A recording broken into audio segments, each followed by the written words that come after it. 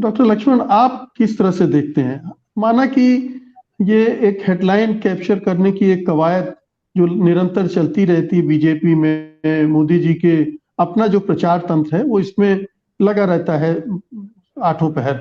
लेकिन क्या आपको लगता है कि इसका कुछ एक पॉलिटिकल एजेंडा भी है, सामाजिक आंदोलन का रूप देने का एक पॉलिटिकल एजेंडा है, पॉलिटिकल मैसेजिंग भी है, अपने कार्यकर्ताओं के लिए भी और बाहर के लिए भी?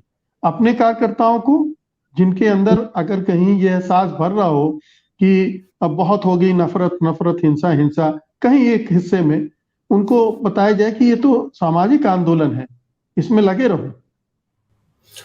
शुक्रिया मुकेश जी। और मैं तो साहित्य का विद्यार्थी हूँ, पता नहीं मैं समाजशास्त्री का दावा तो नहीं करूंगा, लेकिन हाँ, हम लोग पढ़ते रहे हैं कि साहित्य समाज का दर्पण है। और फिर प्रेमचंद को पढ़ते हैं कि ऐसा नहीं है केवल दर्पण है, वो आगे आगे चलने वाली मशाल भी है। तो हम लोग भी कोशिश यही करते हैं, क्योंकि रिश्ता बहुत घना है, तो समाज में जो हो रहा होता है वो साहित्य पर उसका असर होता है, और हम उसी संदर्भों से अपने समय को पढ़ने की कोशिश करते हैं। लेकिन अब उस समय में कोई समाज का सामाजिक आंदोलन ऐसा हो जाए तो फिर हमें पारिभाषिक शब्दकोश निकालना पड़ेगा। पारिभाषिक शब्दकोश ये कहता है कि सामाजिक आंदोलन का अर्थ ये होता है, मूलतः सामाजिक आंदोलन एक सकारात्मक शब्दावली है। अगर आप एक सामाजिक आंदोलन का दावा कर रहे हैं तो इसका अर्थ, इसके निहितार्थ ये होंगे कि आप समाज की किसी कमी को, किसी बुराई को बेहतर करने की कोशिश कर रहे हैं। और भारतीय जनता पार्टी, मतलब ये अतिशयोक्ति नहीं होगी कि वो सामाजिक आंदोलन नहीं, सांप्रदायिक आंदोलन की परिणति उनके आसपास दिखती है। समाज को कहीं से बेहतर करने की बजाय संप्रदायों की खाई को बढ़ाकर उनके आधार पर राजनीति करने की उनकी कोशिश दिख रही है। समाज से उनका रिश्ता केवल इस बात का है, मसलन समाज अगर हम कह रहे हैं तो उसमें जाति, जेंडर या तमाम तरह की पहचानें आती हैं। उन पहचानों को बढ़ा करके वर्चस्वशाली जो ताकतें हैं उनके पक्ष में खड़े होकर के उनके वर्चस्व को और अधिक पुख्ता किया जाए, ये आंदोलन का नाम है भारतीय जनता पार्टी। अब इस बात के प्रमाण ये हैं, मिसाल के तौर पर, अब मैं वो नारा क्या ही दोहराऊं, अब इसको बार बार दोहराते दोहराते भी कल को हम ही से आप ही मुकेश जी पूछ देंगे कि भाई ये बात जनता क्यों नहीं समझ रही है, कि मैं वो बेच रहे हैं भारत को, मैं चैन से कैसे सो जाऊं। अब पक्षधरता क्या दिखाई गई समाज की, कि हम बिकने नहीं देंगे कुछ। लेकिन हकीकत में क्या हुआ, ऑक्सफैम की रिपोर्ट तो बिल्कुल हाल में आई, 1% लोगों के पास 40.5% संपत्ति, 50% लोग 3% से भी कम वेल्थ में जी रहे हैं। तो आप किसके पक्ष में खड़े हो गए? ताकतवर के पक्ष में, कि उसे और ताकतवर बना दिया। यह सामाजिक आंदोलन तो कतई नहीं है। आपने कहा कि जातियों के नाम पर जो बांटा गया है, आओ 80% हिंदुओं एक हो जाओ, और अंदर से क्या किया? अभी 2018 से 2022 के बीच जो हाई कोर्ट के जज बने हैं, आंकड़ा कह रहा है कि 80% केवल अपर कास्ट के लोग भरे हैं। मेरी अपनी आरटीआई कह रही है, और अभी एक अंकित पालीवाल हैं, उन्होंने एक बाकायदा एक रिपोर्ट डेटा कलेक्शन का किया है हायर एजुकेशन में। और हायर एजुकेशन जब कह रहा हूं तो ह्यूमैनिटीज, साइंस, मेडिकल, सब कुछ, इन सब में 80% जो अभी भी जगह है वो केवल अपर कास्ट की है। जिनकी आबादी 15% है या कितनी है, उसके लिए जाति जनगणना नहीं करेंगे। अरे भाई, ये कौन सा सामाजिक आंदोलन? आपने किसको हेजेमनाइज किया?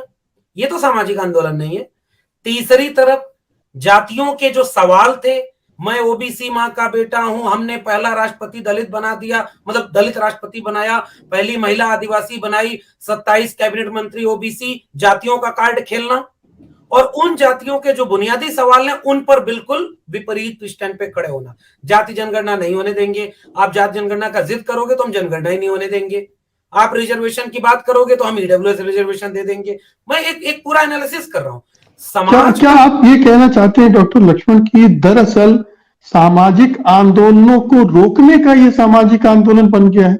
जो परिवर्तन समाज में जो वांछित है, जो होने चाहिए, उनको ना होने देने का ये आंदोलन है। कम्युनिस्ट टर्मिनोलॉजी में रिवॉल्यूशन और काउंटर रिवॉल्यूशन की एक थ्योरी है। बाबा साहब भी उस बात को बड़ी अच्छी से याद करते हैं कि प्रतिक्रांति बहुत बार आती है, दोनों जगह पे मेल खाती है। मुझे कई बार पता नहीं क्यों लगता है कि ये आंदोलन है, प्रति आंदोलन है। वो चूंकि अपने लोगों को बता रहे हैं, विनाश को विकास कह लेते हैं, वो सारी परिभाषा, वो सारी शब्दावलियां पढ़े लिखे लोगों को टुकड़े टुकड़े गैंग और अर्बन नक्सल कह देते हैं। लेकिन यहां उन्होंने बड़ी चालाकी से वो टर्म इस्तेमाल किया जिसके ठीक विपरीत वो काम कर रहे हैं। तो दरअसल ये आंदोलन भी नहीं है, मैं दोनों को खारिज कर रहा हूं मुकेश जी।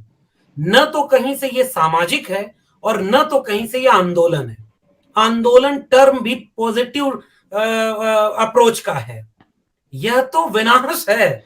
और आखिरी बात जो, और इसके बहुत सारे उदाहरण हैं, बात बहुत लंबी हो जाएगी, सिलसिलेवार तरीके से एक एक किसानों के चश्मे से, मजदूरों के चश्मे से, छात्रों नौजवानों के शिक्षा रोजगार के तमाम सवालों से आप एक एक करके इनको कसौटी पर कसते जाएंगे। ये सामाजिक नहीं, असामाजिक लोगों का आंदोलन नहीं, एक ऐसी भीड़ तैयार की गई है जो उसको उनके मूल मुद्दे से पीछे ले जा रही है। अब आखिरी टिप्पणी, यह बिल्कुल राजनीतिक कदम है। और अभी शीतल जी जो बात कह रहे थे, मैं वही बात सहमत होते हुए जोड़ रहा हूं। वो लोग इस बात में बड़े माहिर हैं, वो जार्गन्स खेलते हैं, वो ऐसी चीजें बोलते हैं। अब हमारी हो सकती है कि ये लिमिट हो कि हमारी बात उस आवाम तक नहीं पहुंच रही है जो इनको वोट कर रही है। हमारा विमर्श, हमारे सवाल झेल वो भी रहे हैं, लेकिन पता नहीं उनको तो आज भी भरोसा है मैं अपने गली का झगड़ा नहीं रुकवा पाता और इस देश के प्रधानमंत्री रूस यूक्रेन का युद्ध तो रुकवा ही दिए, ये बात वो मानता है। मैं शिक्षा को बिकने से नहीं रोक पाया, उन्होंने बहुत कुछ रोक लिया। इसलिए ये एक शुद्ध रूप से पॉलिटिकल स्टैंड है और पॉजिटिव दिखाना होता है। बाबा साहब की मूर्ति के सामने भी झुकना होता है, संविधान के सामने भी झुकना ही होता है।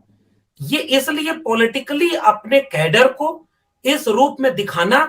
और आखिरी बात मुकेश जी, मुझे ऐसा लगता है कि सामाजिक आंदोलनों ने अब इतना असर तो पैदा कर दिया है कि तानाशाह बेचैन हो रहे हैं और उसी की व्याख्या अपने लोगों के लिए कर रहे हैं कि वो सामाजिक आंदोलन नहीं जो आदिवासी लड़ रहे हैं, जो दलित लड़ रहे हैं, जो छात्र नौजवान लड़ रहे हैं, किसान मजदूर लड़ रहे हैं, अब बीजेपी एक आंदोलन लड़ रही है। तो इस टर्म को यूटिलाइज करना चाह रहे हैं। ये शुद्ध रूप से पॉलिटिकल टैक्टिक्स है और 24 के लिहाज से किया गया है। जी लक्ष्मण जी, ये जो आपने पिछले वक्तव्य में कहा कि एक तरह का फार्स है सामाजिक आंदोलन, हमारा जितना काम है हम अपना काम करते हैं, हमारा पैगाम मोहब्बत है जहां तक पहुंचे, बाकी हम उससे क्यों घबराएं। तो मेरा कहना सवाल ये है कि ये छलावा है, अगर तो इतने छलावे पिछले 8-10 सालों में लोगों ने देख लिए हैं, इस छलावे पर कितने लोग यकीन करेंगे, सिवाय उन अंधभक्तों के जिन्हें हर बात सही लगती है प्रधानमंत्री मोदी की या बीजेपी या मोदी सरकार की। मुझे पता था मुकेश जी आप इस सवाल पे आएंगे, इसलिए पिछली टिप्पणी में आखिर में मैंने ये बोल भी दिया था और अभी शीतल जी जो उसको थोड़ा इलोबरेट कर भी दिए कि चाहे वो शीतल सर ये केवल एल्गोरिदम नहीं है, मतलब टेक्निकल एल्गोरिदम भी है और सोशल एल्गोरिदम भी बन गया है। मेरी जाति के आगे अगर एक नाम लिखा हुआ है, बाकी लोगों के लिखा हुआ है, उससे भी बहुत कुछ टैग कर दिया गया है कि ये तो यही बोलेंगे, हमारी बात नहीं सुनी जाएगी, हमारे तर्क तक बात ही नहीं जाएगी। मुकेश सर उसमें बच जाएंगे, वो कुमार तक रुक गए हैं। तो ये एक एल्गोरिदम, सोशल एल्गोरिदम उन्होंने बना दिया है। तो एक तो ये बात है मुकेश जी, नहीं, जहां जाति नाम नहीं मिलेगा ना, वहां कम्युनिस्ट बोल देंगे, कम्युनिस्ट बोल देंगे, वामपंथी बोल देंगे, कुछ भी बोल देंगे, अर्बन नक्सल, कांग्रेसी दलाल बोल देंगे, अर्बन नक्सल बोल देंगे, कांग्रेसी दलाल बोल देंगे। बिल्कुल ठीक बात है। तो ये बात ठीक है, इसीलिए मतलब ये सीमा है हमारी और हम इसे कबूल भी करते हैं और इसके रास्ते हमें ढूंढने होंगे। मैं इससे सहमत हूं, क्योंकि एक जगह जो हम लोग शायद अभी पिछली बातचीत में कर भी रहे थे कि भले ही वो हेडलाइन है, और मैं तो इसे क्वेश्चन की तरह ले रहा हूं शीतल सर, कि अगर वो हेडलाइन मैनेजमेंट कर रहे हैं तो उसका एक पहलू ये है कि हाँ मीडिया मैनेजमेंट ऑलरेडी है, फंड मैनेजमेंट ऑलरेडी है, बाकी चीजें हैं, फिर भी वो यहां कहीं ना कहीं वो आगे खड़े हो जा रहे हैं कि वो कुछ लोगों के ऊपर कुछ चीजें टैग कर दे रहे हैं और गांव में वो आदमी वही भाषा बोलने लग रहा है। लेकिन ये बताइए डॉक्टर लक्ष्मण कि एक सामाजिक विवेक भी होता है। वो कुछ दिन के लिए भटक भी सकता है, वो मदहोश भी हो सकता है, लेकिन वो जागता भी है। ब- हम उसको नकार नहीं सकते कि वो समाज तो ठीक है, मीडिया देख कर ही तय हो जाएगा, पैसे से ही तय हो जाएगा। एक जिस जो हम बहुत बार हम सब पत्रकार देख चुके हैं, हम अनुमान कुछ लगाते हैं, रिजल्ट कुछ निकलता है, ये भी होता है जी। नहीं, मैं बिल्कुल सहमत हूं आपकी बात से। मैं उसी विवेक को जगाने और उसी के परिष्कार के लिए तो हम लोग लगातार कोशिश करके खतरा भी मोल ले रहे हैं और बदनामी भी, दोनों चीजें जोखिम उठा रहे हैं। क्योंकि मतलब मैं आज ही जेएनयू में था, रोहित वेमुला को याद कर रहा था, वहां जेएनयू एसयू ने एक प्रोग्राम किया था। मैंने कहा चलो इतना जेएनयू बचा हुआ है कि रोहित वेमुला के शहादत दिवस पे मुझे याद कर रहे हैं, और वहां हमने हायर एजुकेशन की तमाम दिक्कतें जो है उस पर बात की। तो मैंने कहा कि इतना भी अगर स्पेस बचा रहेगा ना, और उस स्पेस में खड़े होकर के हम अपने समय का सच तमाम जोखिम उठाते हुए अगर बोलने में कामयाब हो गए, तो मुझे लगता है हम उसी विवेक को बचाने या जगाने की गुंजाइश की दिशा में काम कर रहे हैं। और वहां भी मुझे याद आ रहे थे कि मैं बार बार कह रहा था कि अब रामचरितमानस को लेकर के तो बहस बहस हो रही है, लेकिन कबीर कबीर के समय में कौन क्या थे, कौन हुक्मरान थे, कौन किन्होंने क्या किया, वो इतिहास में उस तरह से दर्ज नहीं है, कबीर दर्ज है। क्योंकि बिल्कुल। उन्होंने वो जोखिम उठाया, वो सामाजिक विवेक, वो अपने कालजीवी से कालजयी से कालजीवी तक की यात्रा तय की। हम कोशिश कर रहे हैं कि हमारे समय में एक सच, जो झूठ को सच बनाकर दिखाया जा रहा है, उसके सामने हम बार बार कोशिश करते रहना है। हाँ, अभी हो सकता है हमारी इन तमाम एल्गोरिदम में हमारी बात वहां तक न जाए, लेकिन मुझे कई बार लगता है कि वो जा रही है, वो थोड़ा धीरे धीरे जा रही है। और दूसरी बात मुकेश सर, ये काम हम सारे लोग जानते हैं, मतलब 1925 का वो संगठन है, और आज तक उसने जो एक काम, नफरत का काम, मतलब बेईमानी का काम के लिए जितने ईमानदारी से उन्होंने किया है, नफरत फैलाने के काम को जितनी मेहनत से उन्होंने किया है, उसमें झूठ बोल बोल के कंटिन्यू उन्होंने इस देश को पहले से समझा रखा था। अब जब पावर मिली तो उस झूठ को लेजिटिमाइज कर दे रहे हैं। गोलवलकर की किताब है बंच ऑफ थॉट, उसमें कह रहा है रिजर्वेशन आर्थिक आधार पर होना चाहिए। आज उनकी सरकार मेजोरिटी में थी, उन्होंने बना दिया। तो इस ये भी एक चैलेंज है, वो काम पहले से हो रहा था। माउथ टू माउथ नेहरू को, गांधी को, अंबेडकर को बदनाम करने के किस्से थे। इसलिए हमारा काम थोड़ा मुश्किल है कि हमें जोड़ना है। अब दूसरी बात, जो अभी शीतल सर जो एक सोशल एक्सपेरिमेंट या सोशल रियलिटी बता रहे थे ना, कि यूपी में समाजवादी पार्टी आएगी तो यादवों का होगा, इससे दो फायदा हो गया। बाकी जो जातियां थी उन्हें यह बात समझा दी गई कि आपको रिप्रेजेंटेशन मिला नहीं, आप इधर आओ, वो गए भी। उसके बाद जो लड़ सकता था या जो लड़ रहा था, चाहे कम्युनिस्ट लड़ रहा था आइडियोलॉजी के ग्राउंड पर, वो छात्र लड़ रहे थे उनसे तमाम पॉलिसीज के ग्राउंड पर, इन सब को, और उसमें जो जातियां लड़ रही थी उनको जाति के नाम पर बदनाम कर दो, ताकि कल को इनकी कोई बात ही ना सुने। अब आपको आपकी बात कौन सुन रहा है? इसलिए मुझे लगता है कि ये चैलेंज बड़ा है। हमें हमें अभी भी ये उम्मीद है कि ये उनकी पार्टी के कैडर के लिए तो एक पॉजिटिव मोटिवेशन का स्पीच हो सकता है, ये टर्मिनोलॉजी उनके लिए हो सकती, लेकिन हाँ, मुझे लगता है कि जनता कम से कम इतनी तो समझ रही है। कुछ अभी समझ रहे हैं, समझाने से, कुछ लाठी खाने से समझेंगे, मुझे लगता है समझेंगे तो सब समझेंगे। लक्ष्मण जी, लक्ष्मण जी, एक एक टिप्पणी है आपके लिए।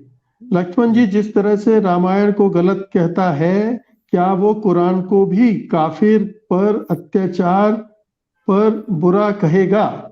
जी। अब मैं बहुत सम्मान के साथ मैं अपने टिप्पणीकार को कह रहा हूँ, हमारे हिंदी साहित्य के विषय पाठ्यक्रम में और देश भर के विश्वविद्यालयों में कबीर जैसे एक व्यक्ति पढ़ाए जाते हैं। उन्होंने बराबर दोनों को कहा और दोनों की तरफ से खारिज हुए। और अभी का माहौल ये है कि भाई अपने घर का किस्सा हम ठीक करेंगे, उनके घर का वो ठीक करेंगे। ये अपने घर की बात को उठाने के लिए जरूरी है क्या कि पहले पड़ोसी को आके कहो कि वो बुरा है, फिर मैं अपने घर में लड़ना है, पिताजी से कुछ मांगना है, घर में बात करनी है, तो पहले चाचा से लड़के आओ? ये कौन सा तर्क है भाई? और क्या आप उन्हीं जैसा बनना चाहते हैं? दावा तो आपका विश्व गुरु का है, दावा तो आपका कि आप बिल्कुल, अब क्या क्या है रामचरितमानस में मेरी जाति के लिए लिखा है, अगर मैं शूद्र हूं, मुझे ताड़ने के लिए कहा है, तो मैं तो आपसे गुजारिश कर रहा हूं, और ये टिप्पणीकार कौन सी बिरादरी के होंगे मुझे नहीं पता, लेकिन वो अपनी जाति रख करके तड़वा लीजिए थोड़ा सा। इसलिए ये तर्क ही गड़बड़ है। आलोचना का विवेक, हम जैसे जैसे दूसरे मजहब पर बोलना, उस मजहब के लोगों की बोलने दीजिए ना, हम अपने मजहब की बात करेंगे। और ये मेरा जवाब है सर, छोटा सा। फिर प्रेम सर से एक सवाल भी करूंगा। जी कीजिए। नहीं प्रेम सर, आप उस वाली भूमिका में लौटिए जिसमें अभी आप थे, और तब मैं आपसे गुजारिश करूंगा कि जो जो जैसे नई शिक्षा नीति आई है, और शिक्षा और विद्यार्थियों के लिए जो जितना कुछ बीजेपी सरकार कर रही है, उसे वो कैसे बोलते, या वो कैसे समझाते कि देखिए हमने क्या नया किया है। देखिए, बीजेपी शिक्षा नीति को तो ऐसे सही मायने में एड्रेस कर नहीं सकी, इसलिए उनको शिक्षा मंत्री भी बदलना पड़ गया था। तो अब जाकर के उसकी ब्रांडिंग की जाने लगी है। तो शिक्षा, हम ऐसी शिक्षा देंगे वेद पुराण के युग में जैसी दी जाती थी, गुरुकुल में जैसी शिक्षा दी जाती थी, नालंदा को हम जीवित करेंगे, तक्षशिला को हम हिंदुस्तान में ले आएंगे, या सॉरी गलती से निकल गया, तक्षशिला भी हिंदुस्तान में ही है।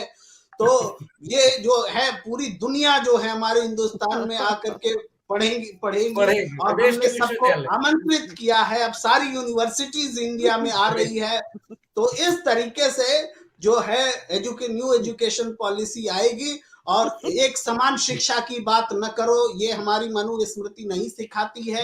ये अलग अलग किस्म से जो शिक्षा दी जाती है वो जारी रहेगी, लेकिन विश्व गुरु बनने के लिए यही सिस्टम, यही एजुकेशन सिस्टम जो है आगे बढ़ेगा कि दुनिया के बड़े बड़े यूनिवर्सिटी यहाँ आए, कुछ सवर्ण उसमें पढ़ जाए, कुछ पैसे वाले उसमें पढ़ जाए। अगर वो दलित भी है तो कोई बात नहीं, वाल्मीकि जी ने भी तो रामायण लिखी थी, तो इसलिए वो पढ़ जाए।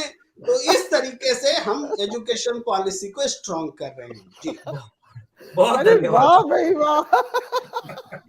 ये मुकेश जी, ये रोल प्लेइंग आप अपने प्रोग्राम का हिस्सा बना दीजिए।